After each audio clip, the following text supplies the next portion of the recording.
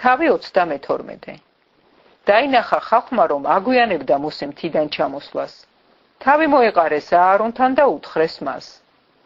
ადექი და გაგვიკეთე ღმერთები, რომლებიც წინ მიგვიძღოდნენ. რადგან არ ვიცით რა დაემართა იმ კაცს მოსეს, რომელმაც ეგვიპტიდან გამოგვეყვანა. უთხრა მათ აარონმა. დახსენით ოქროს საყურეები, თქვენს ცოლებს, ვაჟებსა და ასულებს და აქ მომიტანეთ. დაიხსნა მთელმა ხალხმა საყურები ყურებიდან და მიუტანა აარონს. გამოართვა აარონმა, საჭრეთელით გამოსახა სახე და ჩამოასხა ხბო. თქვეს, ესენი არიან ისრაელო, შენი ღმერთები, რომლებმაც ეგვიპტიდან გამოგიყვანეს. ეს რომ დაინახა აარონმა, სამსხვერპლო ააგო მის წინ. გამოაცხადა აარონმა და თქვა, საუფლო დღესასწაულია ხვალ. მეორე დღეს დილა ადრიანად ადგნენ და შესწირეს აღსავლენი და მიიტანეს სამადლობელი მსხვერპლი. დასხდა ხალხი საჭმელად და სასმელად. მერე ადგნენ და ცეკვა თამაში გამართეს. უთხრა უფალმა მოსეს.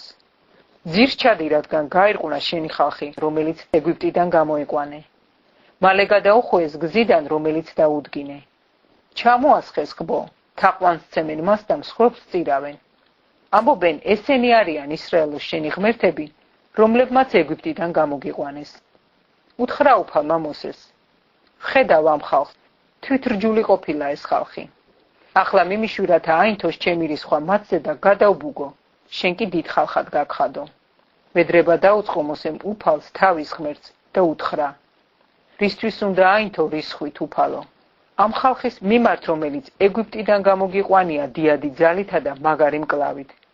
რისთვის უნდა ათქმევინო ეგვიპტეს, დასაღუპავად გაიყვანაო ისინი, რომ თებში ამოეხოცა და მიწის პირიდან აღეგავაო.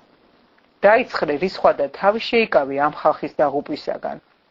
გაიხსენი აბრაამი, ისაკი და ისრაელი, შენი მორჩილნი, რომელთაც შენ თავი დაუფიცე და უთხარი. ცის ვარსკვლავებივით გაგიმრავლებთ შთამომავლობას და მივცემ მთელს ამ აღთქმულ მიწას, თქვენ შთამომავლობას, რომ სამარადისოდ დაიმკვიდრონო.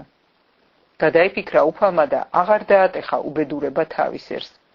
პირი იბრუნა მოსემ და ჩამოვიდა მთიდან. ხელში აღთქმის ორი ფიქალი ეჭირა, ორსავე მხარეს ნაწერი ფიქალები. აქეთაც და იქითაც წარწერები იყო. ღვთის ნაკეთები იყო ეს ფიქალები.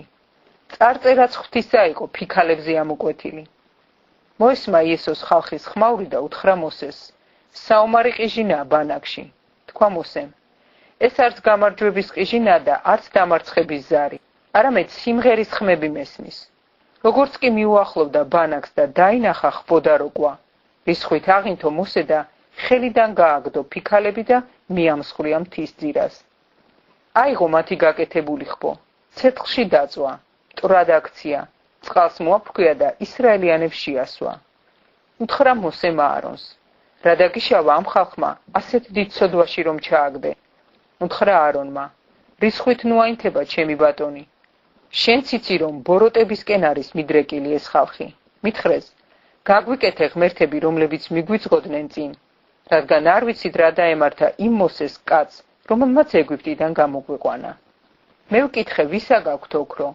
მათაც მოიხსნეს და მე ჩამაბარეს. ცეცხლში ჩავყარე და ეს ხბო გამოვიდა. დაინახა მოსემ, რომ გახელებული იყო ეს ხალხი, რომ გაახელა იგი აარონმა მისი მტრებისგან ყბა დასაღებად. ჩადგა მოსე ბანაკის ჭიშკარში და თქვა, ვინც უფლისაა ჩემთან და შეგროვდნენ მასთან ლევიანები. უთხრა მათ, ასე ამბობს უფალი ისრაელის ღმერთი. მახვილი შეიბას ყველამ, მოიარეთ ბანაკი ჭიშკრიდან ჭიშკრამდე და მოკალით ძმამ ძმა, მეგობარმა მეგობარი, ნათესავმა ნათესავი. მოსეს სიტყვისამებრ მოიცნენ ლევიანები. 3000-მდე კაცი გაწყდა იმ დღეს.